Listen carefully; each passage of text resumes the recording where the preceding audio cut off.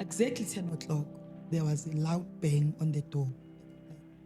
10 Or ebusuku. 10 p.m. Okay. Ngiyajumpa ngithi uye because what we usually do, bengikhiya ibutler and then ngishiye iskiya behind the door. Sihambe ke sebayongibonisa ukuthi ukuphi. It's a 2-minute walk away from ekhaya. Mangifika, mangivela ekhoneni la kuloyo muzi gcwele abantu. Sekuza abantu kimi bangitshela how sorry they are. Yo askisi siyaxolisa. Yo siyaxolisa. Ngiba ignore and then ngabe straight ngithola umntana mulele next to i-toilet. Asitshele the way asenzela ngakhona ifavor. And thina se rude. Kazathi sebenze nabantu abarude njengathi. Yo. Asisele. Athi kimi lalela la wena sis. Ngiloku mina ngifonelana nawe every day. Yithi mina but awukaze mina ungifonele. Nangibusy mina ngiphethe ama case amaningi. Futhi nje why ngikhuluma nawe because ebengidila na some guy is my younger brother.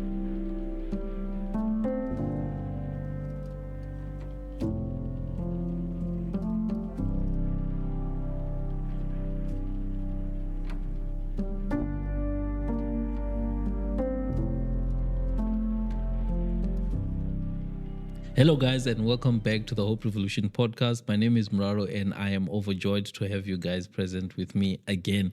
Guys, I know that you watched the previous episode and the previous one and the one before, and now you're back for this one. And for that, I'm really happy.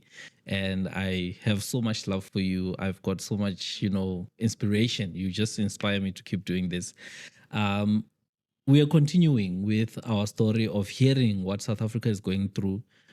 In that respect, we want to share with other South Africans, share with other people out there in the world to say, when you get to where someone is, or when you get to where the story puts you in terms of someone else's experience, what is your deduction? What did you deduce?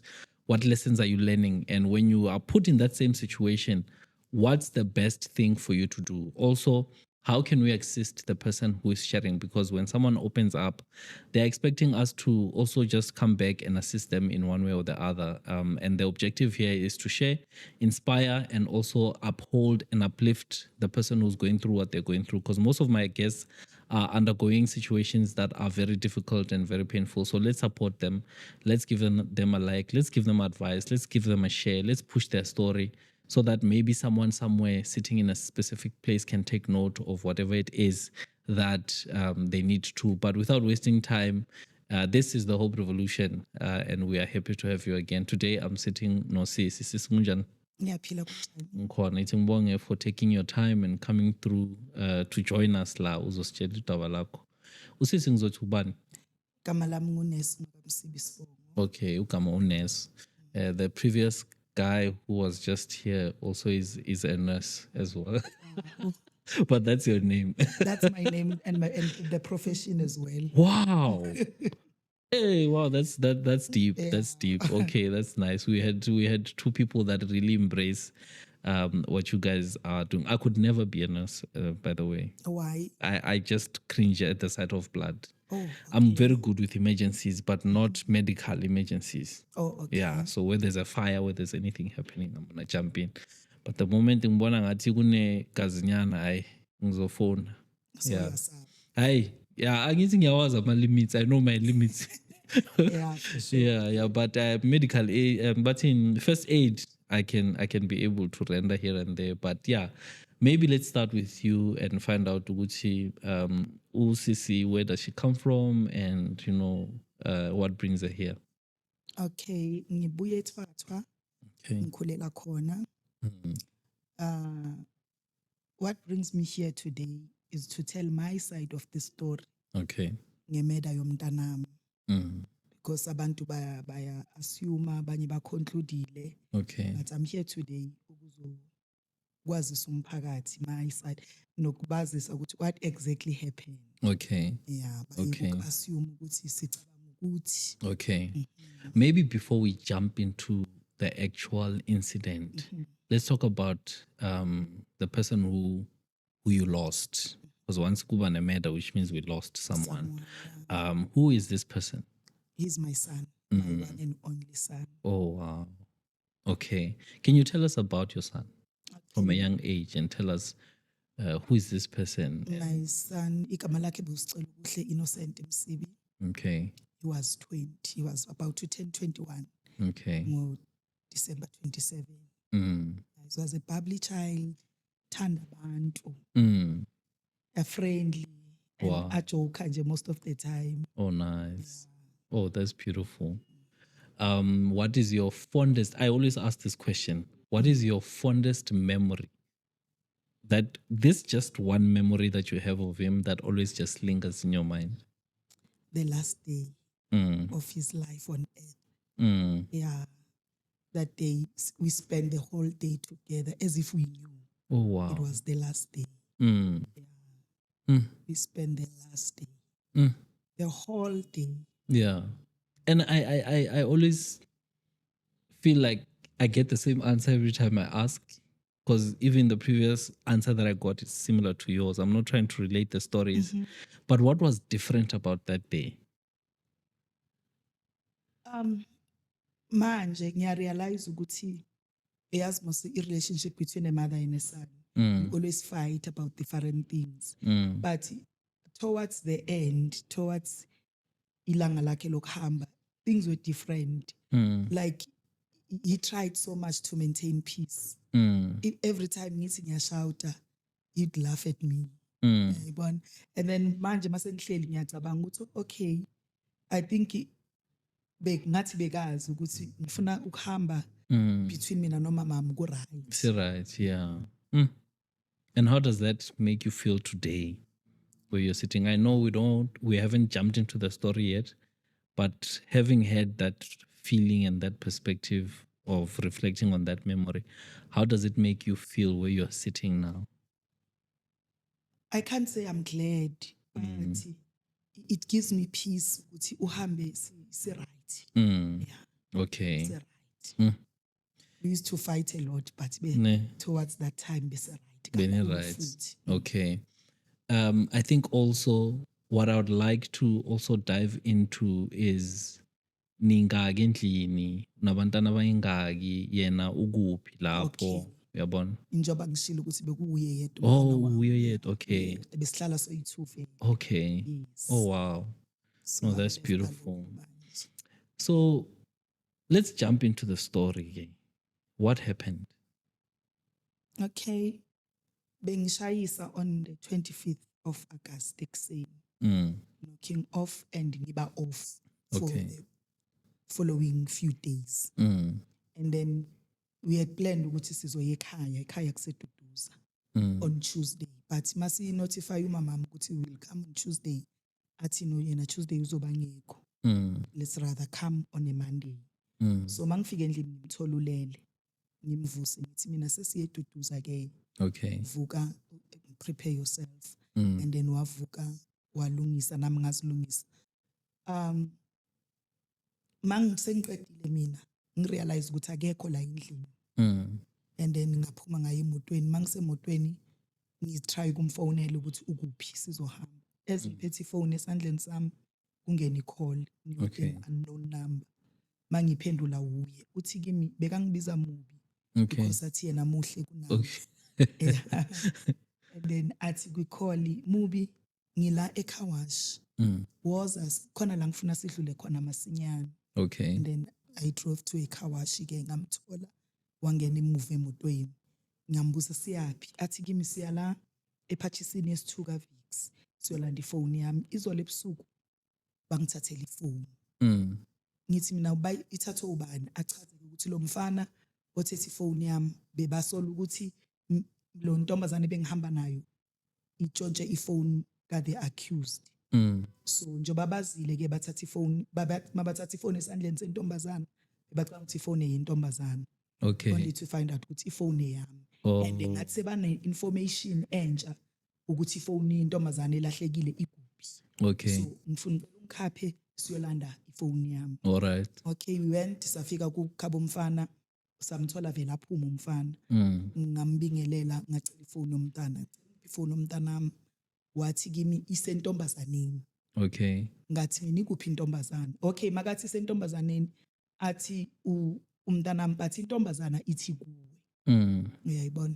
ngithi mina ikuphi intombazane bathi intombazane isesikolweni ngithi kuye umfana ngicela usikhaphe entombazaneni so that masifika entombazaneni naye ingazothi ifoni kuwe uyayibona. Yeah, maybe before you go, sorry ukukhatha nizongicolela abathandi mengikhatha amagetsi Okay. kakhulu.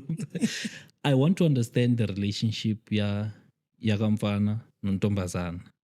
Ukuthi bahlanganiswa yini? Did you ever get to a point where you understood the source of their Umfana friendship? uthatha ifoni nentombazane Yeah, because beba ku relationship bona. okay, they Yeah. were dating. Okay, Yeah. all right. So the Umfana person, ukuthi singathi bekalwela i-girlfriend umntu yakhe. wakhe. Yeah. Okay, so which means the people were suspecting the lady of having taken a phone. When they got to her, she had the boyfriend's phone in her hand. No, umfana wami Eh. not a girl. I don't Okay. know i-relationship Okay, okay, ukuthi bebathandana or what. okay, I don't know but ifoni beyisesandleni sentombazane. okay. Uthi bekamamela umusic mangimbuza ugele uthi bekayiphethe amamela umusic Okay. laba mabafika and then the guy was just grabbed the phone. Okay, he just grabbed the Yeah. phone. Okay. In case afika ke khabo umfana ngimthola uphethe ifile athi kimi akakwazi ukuhamba nathi ukusikhapha intombazaneni because uphuthuma somewhere. Okay. Ngithi mina kuye sihamba ngemoto sizoba fast. Simthathe ke sihambe sifike esikolweni sithole vele it's during school hours. Okay. Sikhulume no security egate. Security asibizela ugele. Ugele wenza umatric. Eze gate ugele. Ugele ngifike ngikhulume naye mina. Ngicela ifoni yomntanami. Athi kimi ikhona but angiyiphathanga la kimi manje. Ngithi mina silayele ekini ukuthi uyibekephi so that sikwazi ukudlula sithathe. The Yeah. plan was umntanami masiye eduduza bekangeka abuye nami. Okay. On that particular day. Uyosala. Bekathi uzosala for just a week. So siyayidinga ifoni because siyahamba. Athi makasiphendula athi kubo akunamuntu. Ugogo wakhe akekho useThwathwa West. Aze athi u-security at the gate ngicela ukuthi abuyele eklasini ugirl because bayafunda nizombona makuphuma isikolo because siye sasuggesta nokuthi sicela ukungena simcele ku-principal Okay. just ayosibonisa ifone and then sizomletha back u-security wa refuse vele.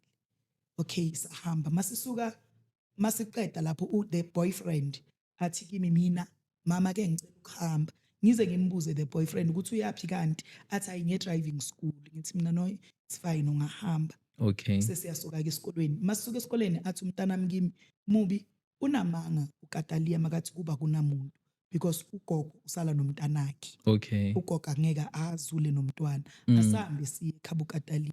Okay. Sihambe sifike ekhaba uKatalia ahlika umntanami angene mina ngisale emotweni ngithi kuSiphiwe ngithi kuye ngicela wehle naye so that ube witness ukuthi kufike kwenzakalana endlini. Yeah. So mabaphuma umntanami uphuma uyahleka ukuthi ugogo akanaqiniso ucale wathi isikhiya sekamero la kaKatalia sikhona jikijiki Asikho. so but sizobuya ke. Okay. Okay sihambe ke siyeduduza kanjalo. Sihleli the whole day eduduza that day. I think ngabo ma 4:30 to 5 sahamba sayitsakani. Okay. Yami safike sahlala nakhona for few hours. I think sisuke ngabo 7:10. Ku driver yena driving back sibuye. Okay. Sibuye Davidson. So masifika ke Davidson mangicela ukufaka nje imoto egarage. Ekhaya bebamnikeza impahla. Uthatha le impahla bebamnikeza zona ekhaya. Uphuma nazo. So uphuma the last amagama akho ogcina makaphuma uthe kimi uzongiskinisela bebamnike enye jumpsuit so Okay. yamapantsula athi kimi uzongiskinisela yona na mubu uzongiskinisela yona le jumpsuit ithi na yesu ngishiye egarage waphuma wahamba makaphuma ungene ekamereni lakhe I think and then he went out. Okay. Wadibana nabangani ke and then bahamba ke bawulanda ifoni. Okay. So mina mangisala because bengingalalanga on that day sengisala ngiyalala ke angisakhumbula ngibuye emsebenzini ekuseni. Yeah. Ngigibele empedeni ke ngilala. Exactly 10 o'clock there was a loud bang on the door like 10 ebusuku. 10 p.m. Okay. Ngiyajumpa ngithi uye because what we usually do bengikhiya ibutler and then ngishiye isikhiya behind the door so that makafika avula umnyango athathe isikhiya behind the door and then Okay. avula ibutler. Yeah. So ngiyashouta ezingivuka ukuthi why unginyokhela because une access Yeah. uyayibona. So as ngi-approach umnyango ngicabanga ukuthi maybe ngiye ngakhiya mistake umnyango uyabo, Okay. hence akakhona ukungena. And then mangifika ngivula umnyango ngithola kunentombazana, I think she's 17 18, uhlala same street. Mangivula umnyango athi kimi, mama kaSicelo, nangu uSicelo bamgwazile laphaya. Ngithi mina laphaya kuphi? Like she's shaking kwayena. And then ngibuyele emuva, grab iphone negown yami. Okay. Ngiphume. Ngifonela uSiphiwe, first person engamfonela was 22:03 isikhathi. Ngimfonele ngithi kuyevuka, let's meet estradini because bengifuna ngisize ngokufonela iambulance. Okay. Because now I'm shaking. Usphiwe ubani?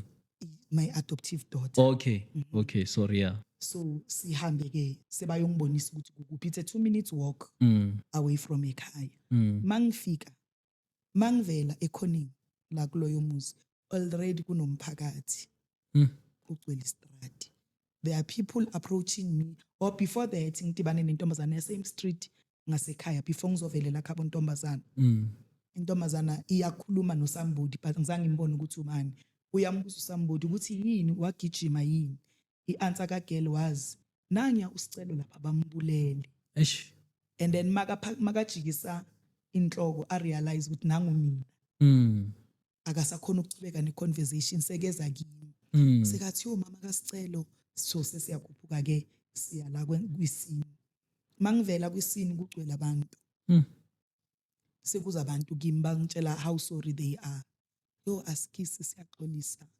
Yo siyaxolisa. Ngiba ignore and then ngihambe straight ngithola umntana mulele next to i-toilet. First thing engiye ngayi check i-pulse. I checked the pulse, angizange ngizwe. But engqondweni yami ngathi maybe because ngithukiwe. Then ngammemeza aka-respond. Beke this side.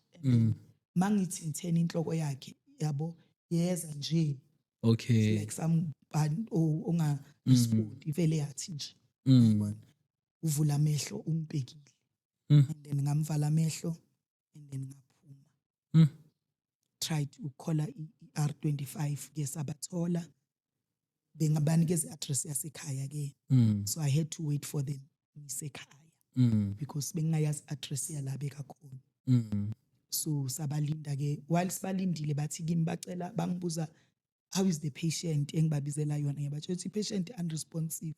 Bathi kimi, can you please call the police so that masifika kube sekunamaphoyisa. Okay. Okay, we tried kufonela amaphoyisa, azange afika amaphoyisa. Kwaphuma imoto yayi police station. Police station babatshela ukuthi abanamaveni. That's the usual story. Even ekhona iseround. Yabuya ke imoto naleyo impendulo. Yafika ke i-R24 ngabakhapha ke lapha. Masifika bafike vele ba first thing bavula amehlo. But ama pupils are dilated. Obviously I know ukuthi basho ukuthi. And then the paramedic ke, because bekangenagazi. Okay. On him bekungena anything eshowayo ukuthi lo muntu ulimele. Hayibo. So le wound yakhe beyikuphi le yakwaze kuyo? Enhlizweni. Okay. So ama paramedic ke baqala ke manje bafuna ukubona ukuthi ubulawe yini. Then baqala ke baphakamisa impahla. That's when sithola the wound. Okay. Enhlizweni. And then this white guy wathi kimi, this is what killed him. Uyayibona na. That's it's bekuyiwound njengekho nkulu, but I think it was deep. Okay. But bengekho nkulu. Yeah, it wasn't wide, it was just Wangibonisa ke wathi this is what killed him. Ngathi mina okay. Ngasuka ke ngahamba ngabuyela ekhaya. Lapho la bekelele khona kukabani? Kukhabo ntombazana. Is it the place that you guys had visited during the day? Yes, siye sayobuza ugogo khona. Okay, kukagogo la. Kukagogo kantombazana. Okay. Ntombazana uhlala khona ku backroom. Okay, all right. So ngaqhubeka. And then I went ke ngabuyela ekhaya ke. And then abantu abadala bangitshela ukuthi no ngikwazi ukushiya isidumbu sodwa. I need to go back ngiyohlala nesidumbu. Mm. And then sabuyela ke started calling ifamily ke because bese bamcertifyile. Mm. Started calling ifamily. Safike ke sahlala lapha. Amaphoyisa afike very late. Mm. Bafika sebaphethe ibhame ezinkulu. Oh, angazi for what. Bafika ke basixosha bathi sekuyi crime scene. Mm.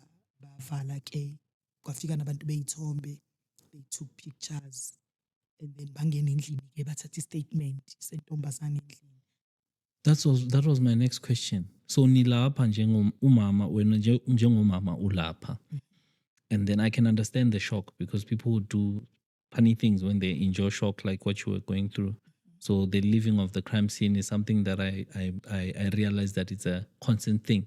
Because even with the other guest that I was speaking to, the mom left the scene because she couldn't stand to be there. So, okay, I don't have any confusion about that. But my question is with regards to abantu balapho endlini. Abantu balapha endlini bebasaloku bahlele endlini up to this day. Angikaze ngithola ithuba lokubabuza ukuthi because mangifika mase ngibuya nabantu abadala bathi kimi angikwazi ukushiya isidumbu sodwa. I need to come back ngihlale nesidumbu. Ngibuzile ukuthi what happened? Kwavela umfana wakhona omncane. Umfana wakhona wathi kimi usicela ufikile la, that's my son. Wakhahlela iminyango. And then I said kumfana usicela umntanami. Angeke akhahlele nephaphi. Let alone iminyango yabantu. Okay ke bengingekho ngiyavuma ke uyikhahlelile iminyango bebakupha abantu abadala. Because nawe if ufika kwakho ukukhahlela umuntu umnyango obviously Njengomuntu vuka omdala. and try to find out ukuthi kwenzakalani. Bebekupha abantu abadala if akhahlele iminyango as you say. Wakhahlela iminyango and then mina ngazama ngamkhuza and then usisi wami waphuma wangiphushela esayidini wamgwaza. That was the story somfana. Okay. wakhona. And then? And then ke bangena endlini ke bathi amaphoyisa akhuluma nabo kusho ukuthi bathatha i-statement. And emaphoyiseni no one came to me azongitshela ukuthi okay njoba kwenzeke kanje wena kufanele wenze 1 2 3. Okay, around 2 AM ifikile forensic bamthatha bahamba. The only thing abayishilo ukuthi the following day mele sifike e-government mortuary ngo-10. Okay. That was the only thing abayishilo. Sisuke kuleya muzi around 2:30 AM. Oh, wow. Sesibuyele endlini. Singababonanga abantu bakhona bangashongo lutho nabo because nomama wentomazana bese kakhona nogogo wentomazana nabo makhelwane bathi bonke bebasivalela endlini. Amanzi okuphuza wabantu bekade bakhala besiwakhelelwa abomakhelwane bona basivalela endlini. What's happening inside your heart, your mind? Lento le yenzakala ngathi movie. Shock. Like- I'm shocked. Yeah. I'm shocked because kungithethe isikhathi ukukhala because I think bengikudenial. Okay. Lento beyenzeka ingqondo yami beyaloku yamukela because lo muntu ngiqeda ukuba naye manje. Yes. I can imagine. Manje. Unobani nje okusupportayo nje umuntu omaziyo duzane before you go home. Ugogo waseNixto yasekhaya intombazana yaseNixto yasekhaya yezwa ukuthi mababhenga umnyango Okay. wavuka ugeli and then naye wathola kuphithizela. I think naye waziyela wabona wabuya wavusa ama neighbors. Okay. Ugogo nomkhulu bebakhona ke Okay. before kuzofika ifamily. Okay. Yeah, it's lento ichaza ngathi movie. Ngathi movie ayikakholeki namanje. Ayikakholeki namanje. So going forward bayamthatha ke usicelo bahamba naye and then nina nisala niqhuba kanjani? Okay, while we were still lapha kuloya muzi ngicele ke mina. Ngicela ifone ke senimbulele ke. Can I have a phone? Because bekazolanda yona vele. Angizange ngizwe answer ecacile. I can't really tell you namhlanje ukuthi impendulo ebaphuma nayo yipi angazi. And then we went back home safike sahlala until ekseni vele.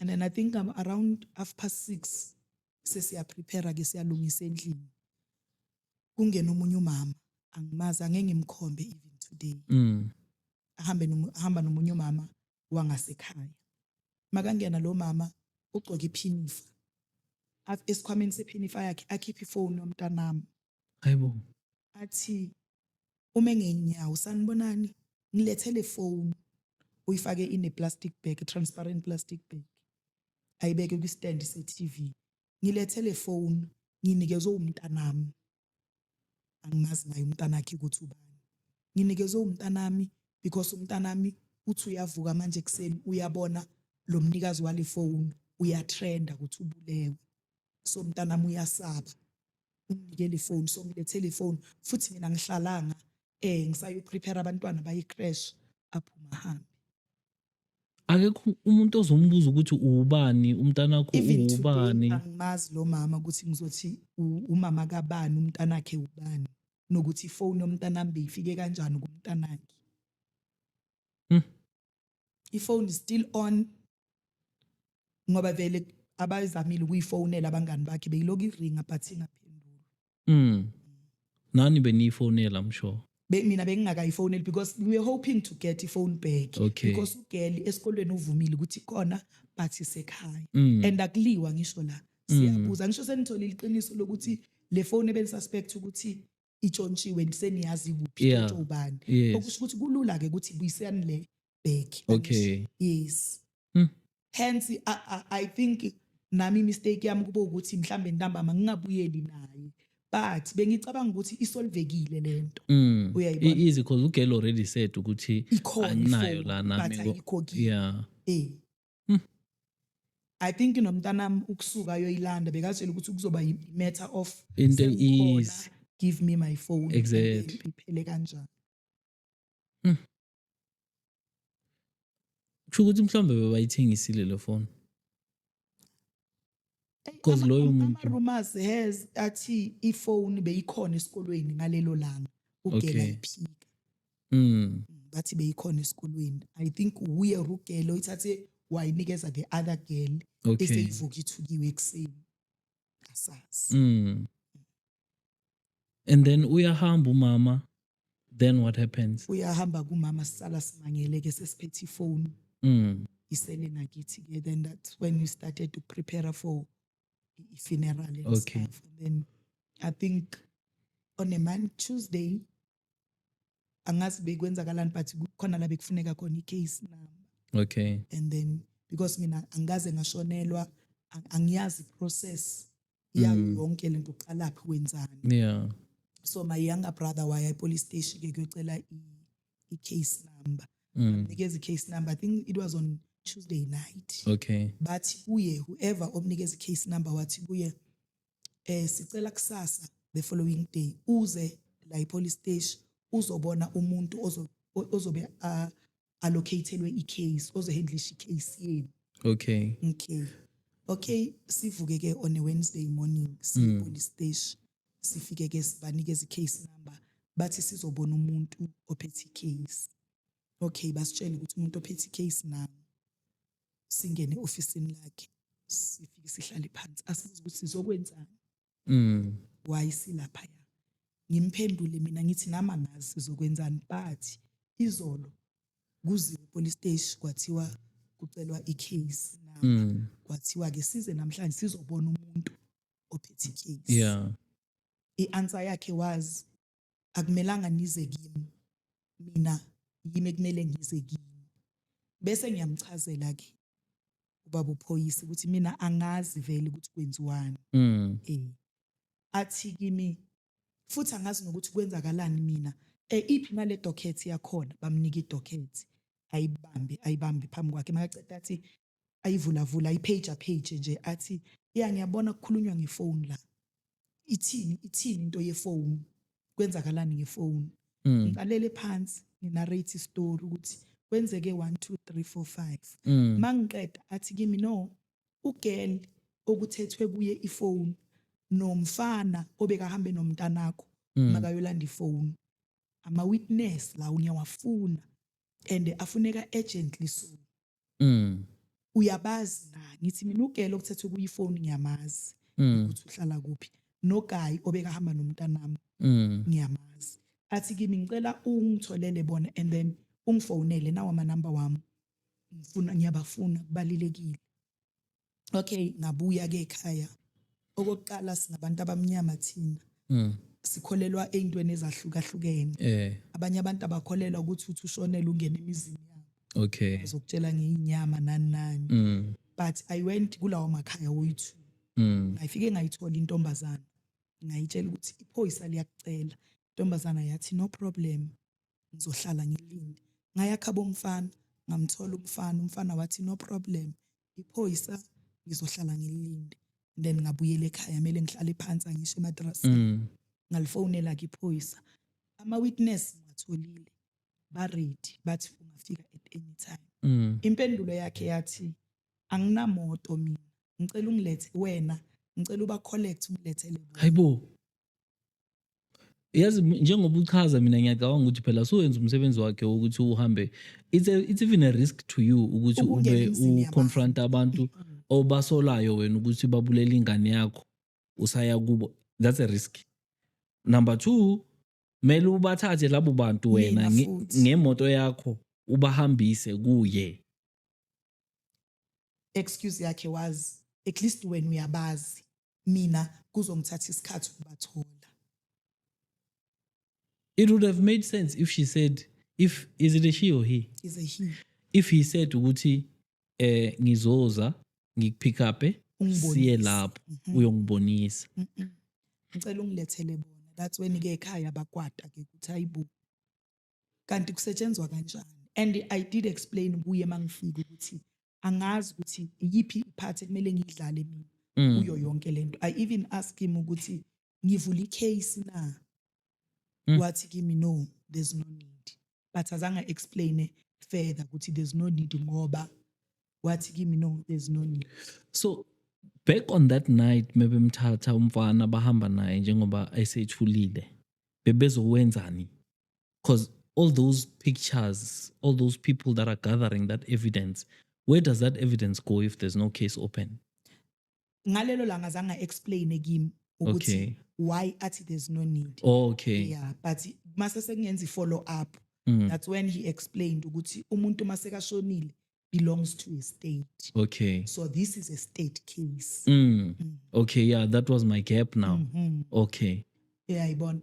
So that was the situation again. Okay, on that day sisayile lapha yabuye ngimtshele ke ukuthi ngizoya kuma policies ngiyoclaim. Sengizwile ukuthi there's a form esuka kuma policies ekumele igcwaliswe uye as a investigative officer. So ngiyambuza ukuthi mangiya ngilithola le form ngibuye ngizokuthola na ukuthi ungigcwalisele. His answer was uke wayibona wena investigate ehlala police station mini yonke. Oh.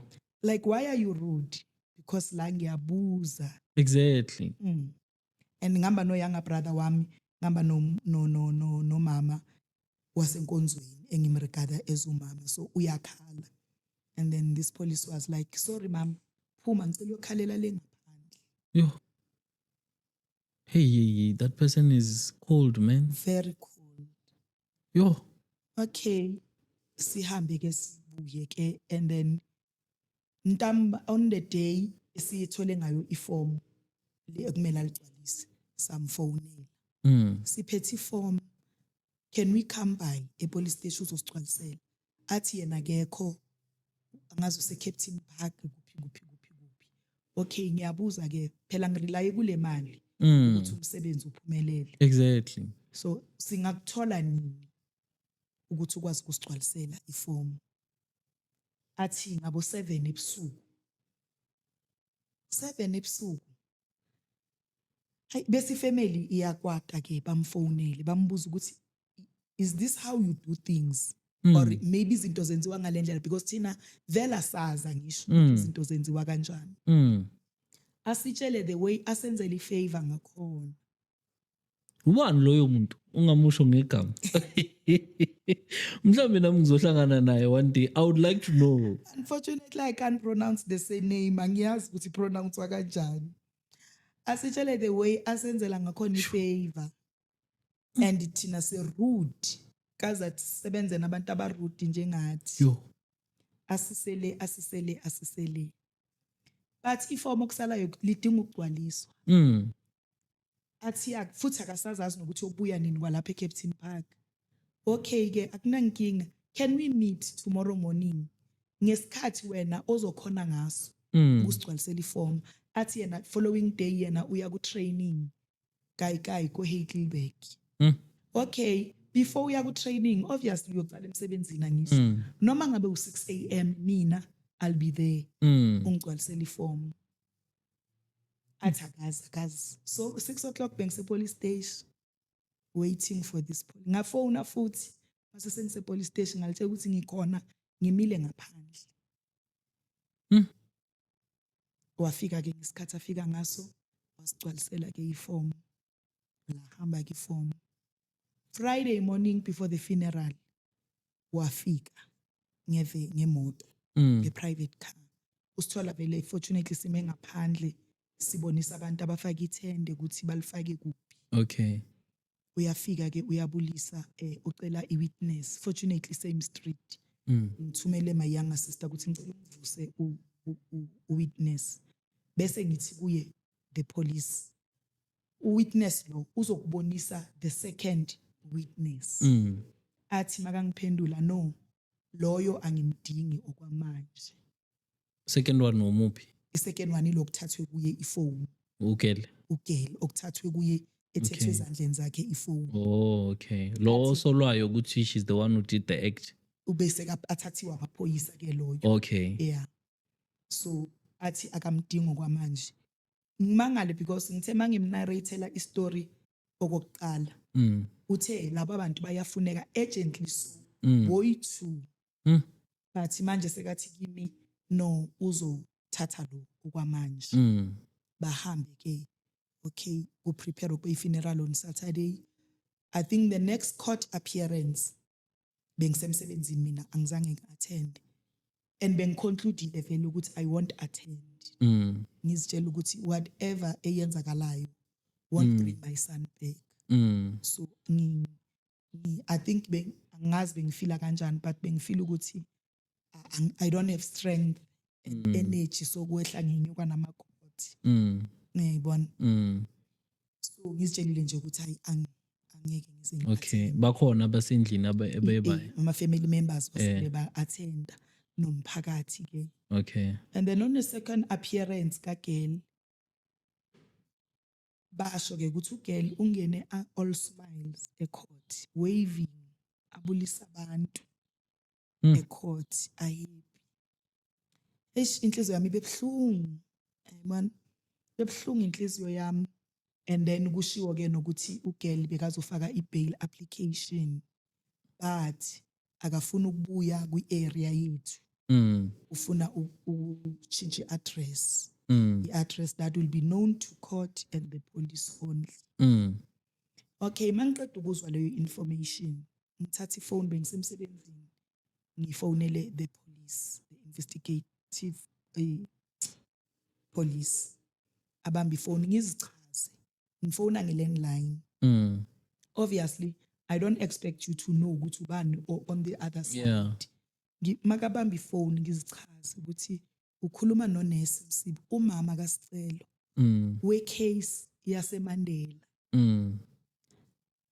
Angithathe angisele athi ungazongitshela ngecase yaseMandela maningi ngabe mina ama-case engwaphethe. Awukhuluma uzwakale ukuthi uthi kwenze njani. Phinde ngehle futhi icase yaseMandela same street nethu khona umfana othe uyamazi this police. Okay. Bese ngiyachaza ukuthi ngakhabo bani.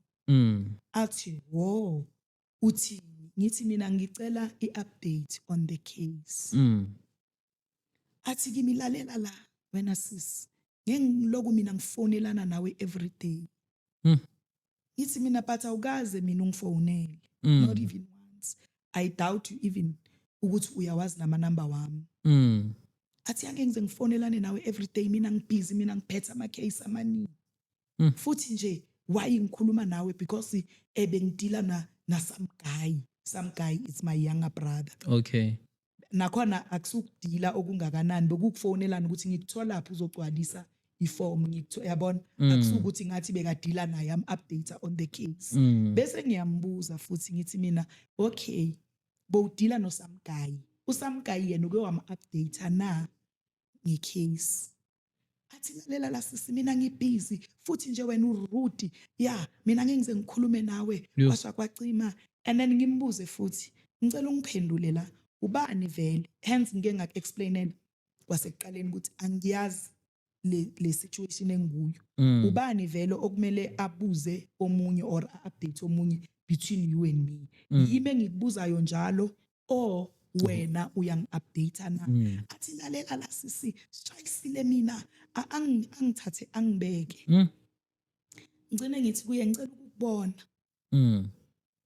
athi ufuna ukungibona nini ngithi mina nakusasa ekseni ku right athi it's fine ngizokubona kusasa ekseni I drop phone following morning ngithatha ubhuti wami futhi my younger brother siye police station ngo7 ekseni masifika ungi-expectila ngisho mangifika ngo7 angene e-ofisini lakhe asihlalise lapha angene aone i-laptop asukume aphume aphinde abuye ahlale phansi athatha amaphepha afaka i-carbon paper hlanganisa amaphepha aphinde yambona umuntu ongathi bekangazi ukuthi mina ngiyeza ngihlale ngizithulele nje angene aphume 30 minutes later athi kimi ngicela uphume uhlale kule office elingapha next door ngizokubiza futhi siphume nobhuti wami sihlale sihlele officeini for another 30 minutes kuze wazongibona ngo8 since ngifike ngo7 okay mangena ngo8 officeini lakhe athi yini ofuna ukuyazi ngiphinde ngiqalele phansi ngithi kuye ngak-explainela mina ngathi angisazi lesimo angazi yini okumele ngiyenze yini okungamelanga ngiyenze ngiyabuza futhi ubani okumele update omunye phakathi kwami nawe yimi engibuza wena ngecase or wena update mina na athi kimi ngicela uhlale lapha sisi ngikubheke emehlweni I was a mess that day I cried cishe ubusuku bonke so uyangibona ukuthi I'm not okay at all athi ngicela uhlale lapha phambi kwami ngikubheke emehlweni athi sisi uyayizwa question yami simple kanjani ubani o-update omunye ngecase sisilalela lana uyayibona idocket iphuma lana ingene ku-reception e-reception bayifake ku-system isuke ku-system angazi ihambe 3 days before the court date angazi mayifike ecourt amaphoyisa wase-court but you are not answering my question ungitshela ngedocket ungitshela ngama-movement wedocket angikhathalele kwazi lutho ngedocket ngizobuza lo mbuzo lo engikubuza wona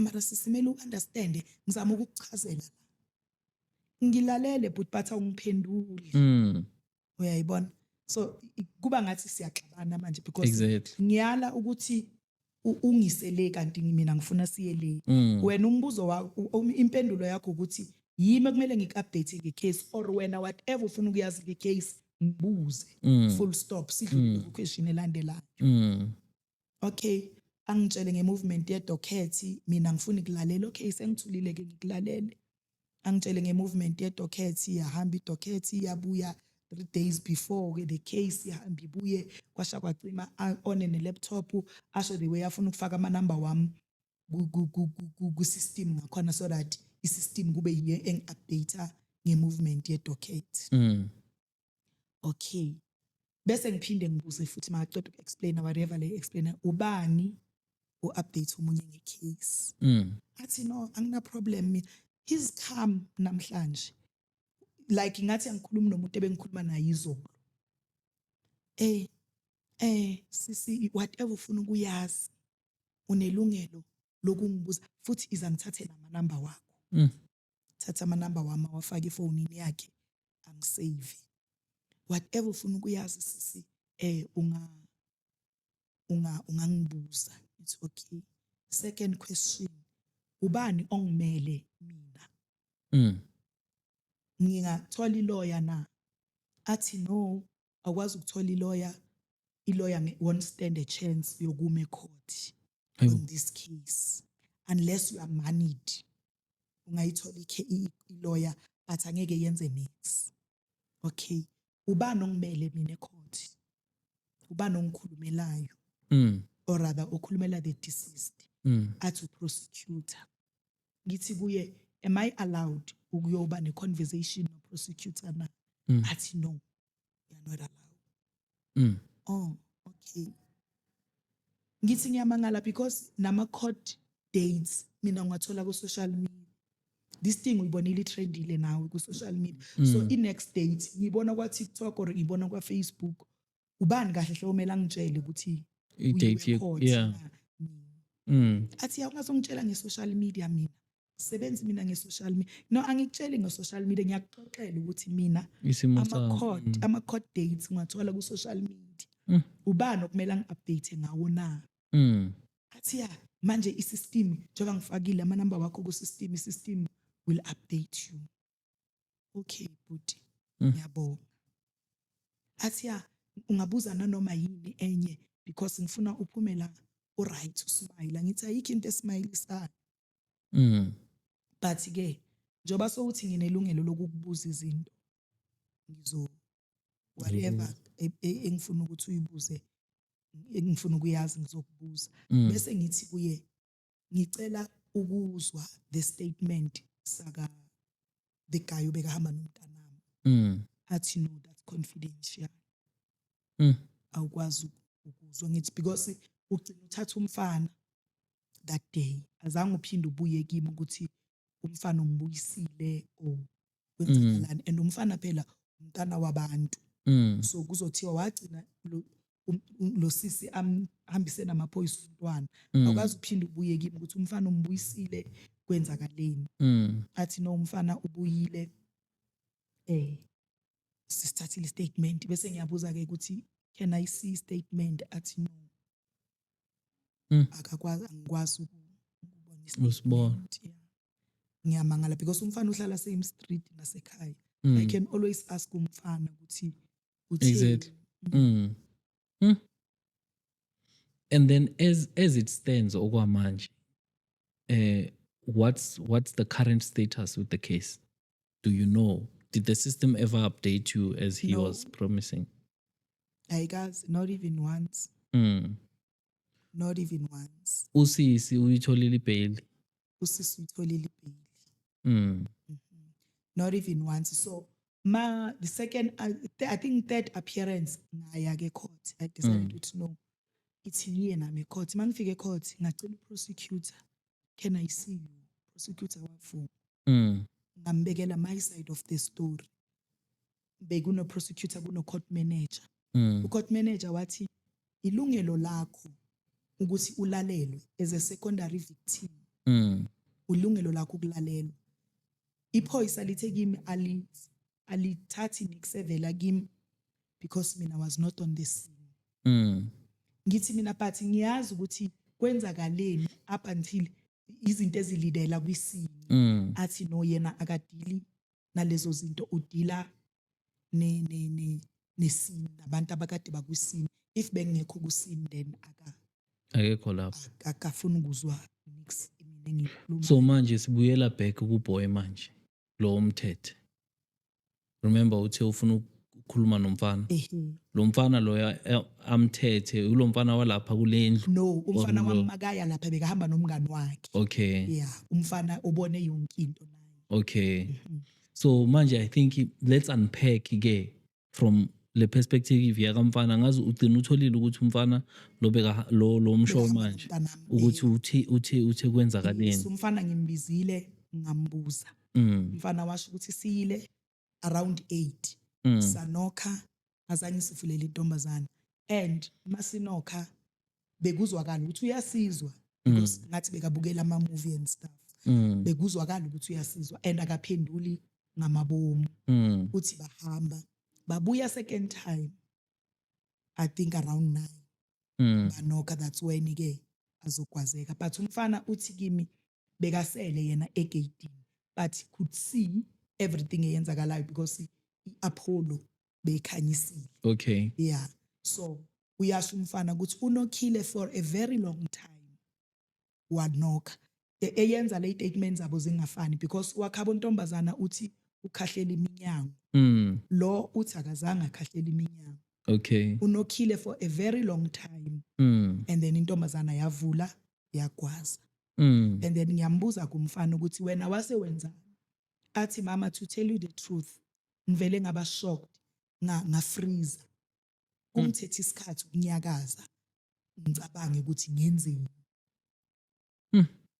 Hence uthe maka unfreezeka ke lapho, that's when ke akugijima adibana nale ntombazana ke sekayithumela because le ntombazana mayingene ekhaya izongivusa bekami egate. Okay. Sure. So manje ke okay, it makes sense. Sekesho ukuthi he wants people that were on the crime scene. But manje as it stands, when was your last court date? Yesterday. And what transpired there? Bavele ba postpone to next year. But on the day bamgranta ibail ugel. That's when sifunde ukuthi kuningi okungasiqiniso. Okay. Okubhaliwe phansi. Ema statementin. And before that, after CSR sabonana nephoyisa, ngamfonela or mangibona uprosecutor. Ngatshela uprosecutor ukuthi ngiworried ngale statement sentombazana angakasithathi. Uyakhumbula ukuthi bekathe ubadinga boyi-2 urgently, but wathatha oyi-1. Okay. I assume ukuthi intombazana bekayingasayidingi because intombazana beyizo reveal ukuthi umfana othethe ifone entombazaneni ubaba khiphoyisa and iphoyisa awucolleague naye. Okay. Yeah. So I think mayihamba ivela indaba ukuthi umntana ka colleague wami uyalinkeka to this thing. That's when intombazana angasekho interested in statement sentombazana. Ngiyibona. So ngamtshela uprosecutor ukuthi ngicela ayongithathela nestatement sentombazana. And then ngacocela noprosecutor ke my side of the story. Ukuthi why umntanami end up kulela jarit and ebusuku. Uyayibona? Because manje angifuni kube ngathi self defense engathi bekayoba attacker in stuff. Okay. So mase seka uprosecutor sekamthumelela imessage yokuthi ucela uyothatha istatement sentombazana angifonele. Athi kimi uprosecutor ungitshela ukuthi wena ufuna sithatha istatement sentombazana. Ithi mina yes ngishilo kuprosecutor. Athi ngizoya intombazaneni ngiyothatha istatement. Abese athi kimi yini enye ofuna ukungitshela yona? Ngithi mina yikho into engifuna ukukutshela yona but angifuni le case ibe ngathi i-self defense. Ngifuna kube kucace ukuthi bekwenzakala ukuthi why bekalapha and why bekaye ebusuku. Uyayibona? Athi kimi no, le case angeke ize be self defense. Bekwamagama wakhe lawo. Angeke ize ibe i-self defense, imurder le.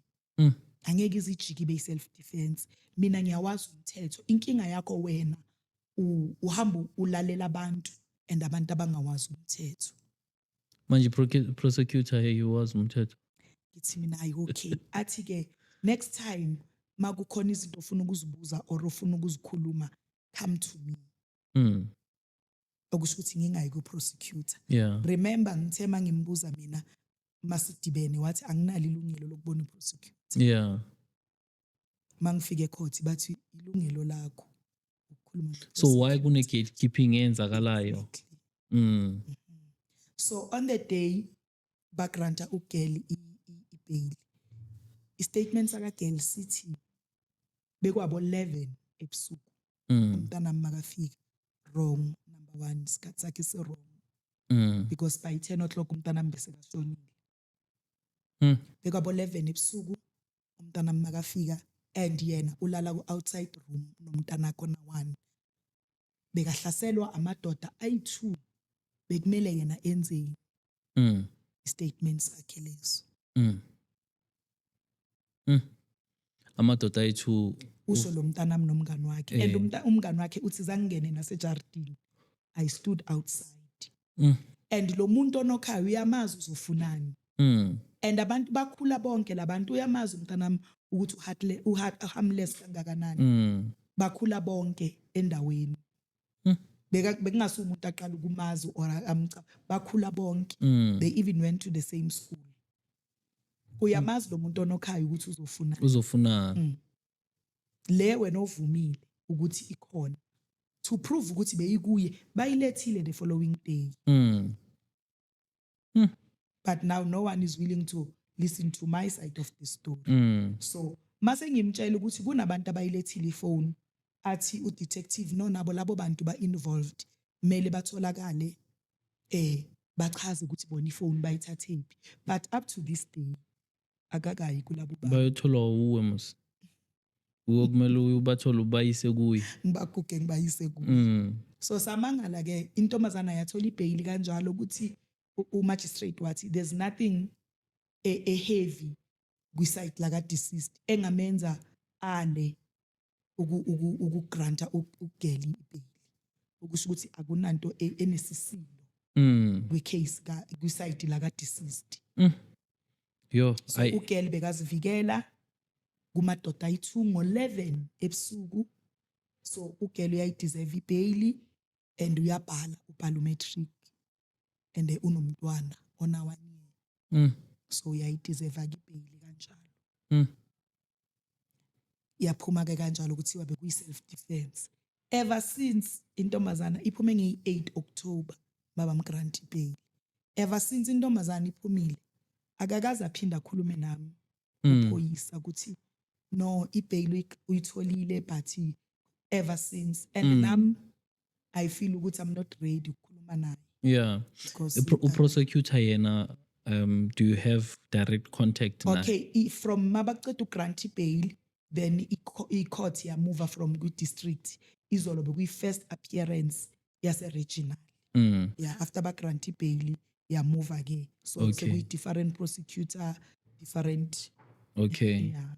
But ne system complicate izinto because manje lo muntu ozoza akana context yokuthi limbuya naye futhi kusamele ngimbone naye because u-court manager lawyer wase Davidson washo kimi ukuthi mayimuvela to a regional you need to speak to a prosecutor again as your side of the story as a secondary victim. Okay, so umuntu okumele umgijimise yeah hopefully you just need to be very consistent ungapheli mandla angilalele yeah this is my side of the story yeah because akasabuyanga kimi ukuzosho ukuthi hayi untombazana uyitholile ibail sesiyamuva siye David zonke lezi zinto izinto kusho ukuthi kumele uzilandelele wena ngokwakho ukuthi from last yapi siyakuphi yeah I feel ukuthi nami I don't have strength sokukhuluma naye manje ngiyacabanga sizosingaphambana kakhulu so manje as a person who's watching lapha ekhaya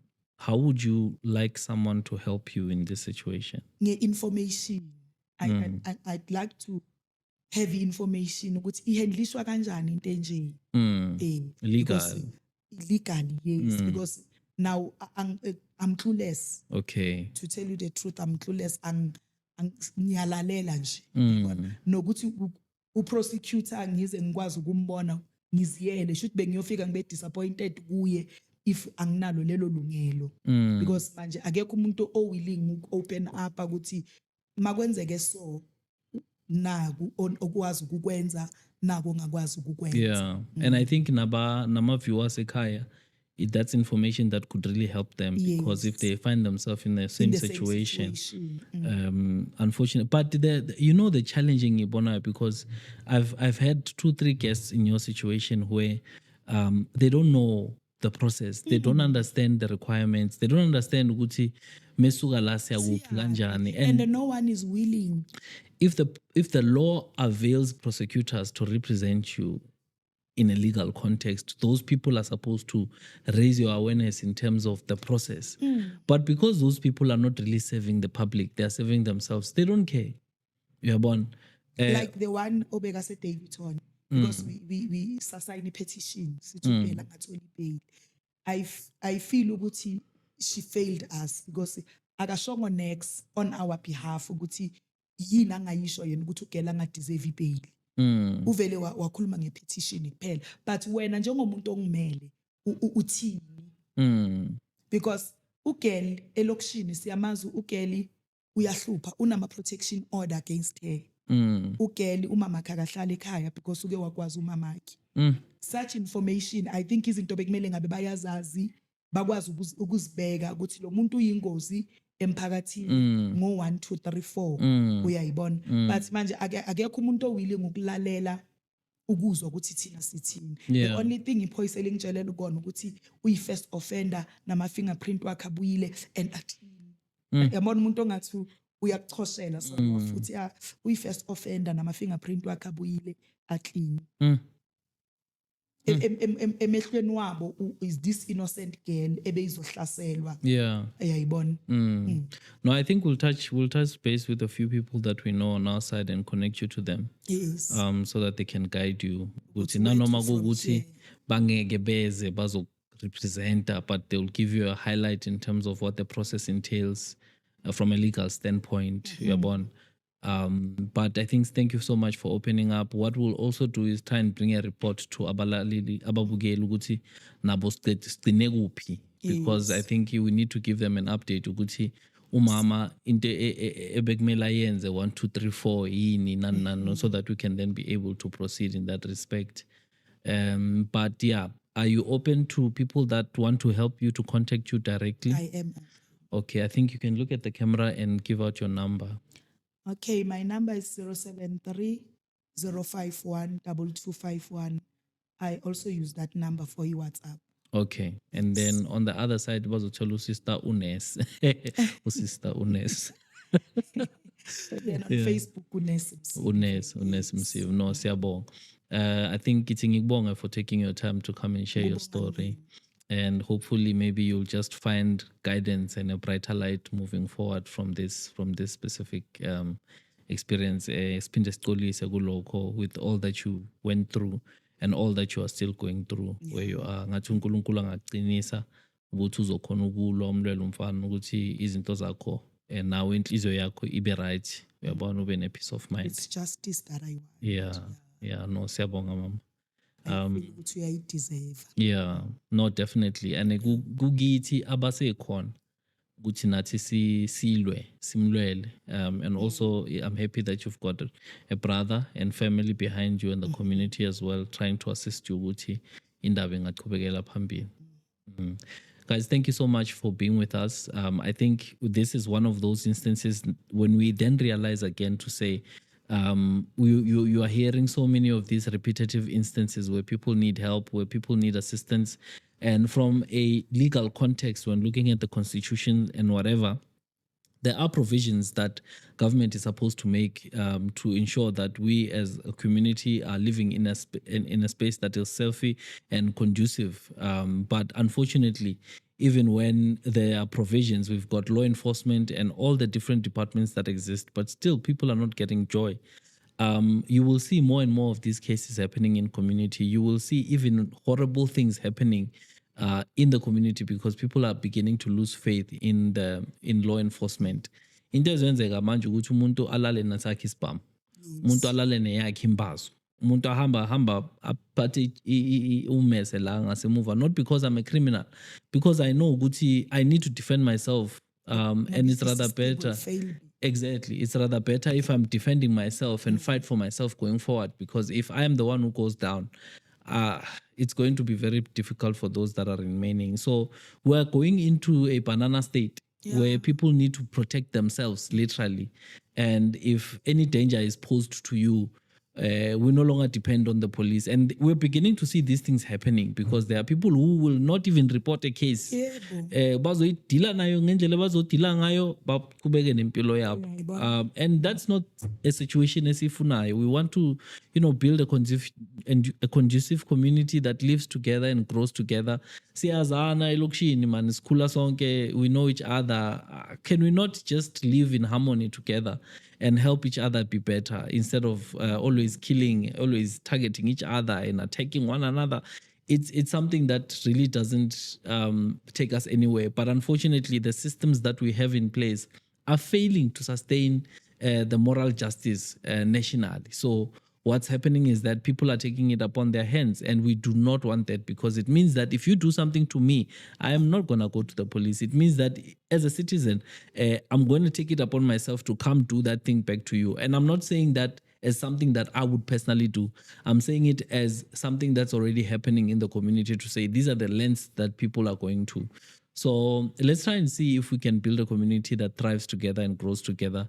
And let's see if we can try and come into a space where we get the legal representatives, we get the commissioners, we get all of these people that are responsible for making sure that our country is safe, to come and account, to come and align with whatever it is that we expect. I think as a country, we're not angry enough, we're not irritated and pissed off enough. We are very quick to understand and accept certain things, and it allows these criminal elements to gain power over us. So guys, these are the things that we need to be sensitive about. We must not back down. We must not be people who are tolerating these horrible acts. We must stand up and do what we can where we are to make the world a better place for those that are coming behind us. Thank you so much for joining us. Please don't hesitate to comment, like, and share. We really love the fact that you've been with us from the beginning to where we are. From me and the guys in studio, no mama, we'd like to bid you farewell, and we'll see you on the next one.